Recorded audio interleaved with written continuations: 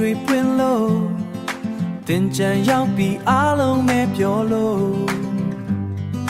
လမ်းမထက်မှာရေတွေပက်ကြရင်ချစ်တဲ့သူတွေစုံစည်းကြတဲ့ညင်မိုးကလေးကလည်းရွာချပေးပါဦးတင်ကြံမိုးရေအေးမြစေဦး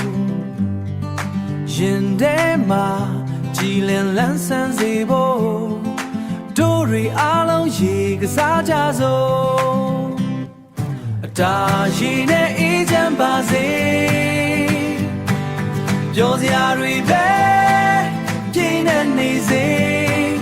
မြတ်မတင်ချမ်းတို့ရဲ့ပွဲတော်မှာအပြုံးကိုစီနဲ့ပြောလိုက်ကြအောင်ပါအပြုံးကိုစီနဲ့ပြောလိုက်ကြအောင်ပါ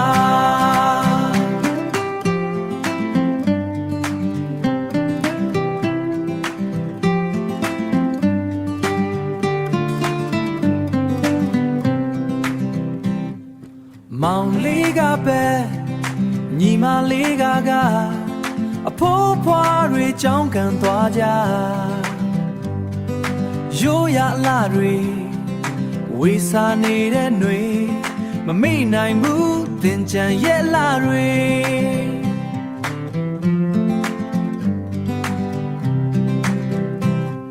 အတားရည်နဲ့အေးချမ်းပါစေပြောစရာတွေပဲပြင်းနေနေစေမြတ်မတင်ချမ်း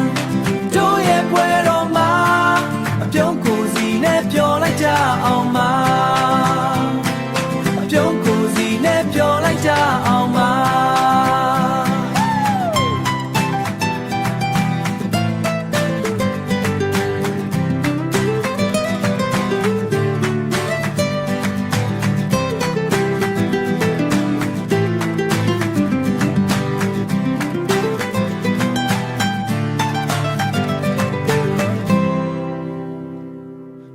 ချမ်းတွေအိုး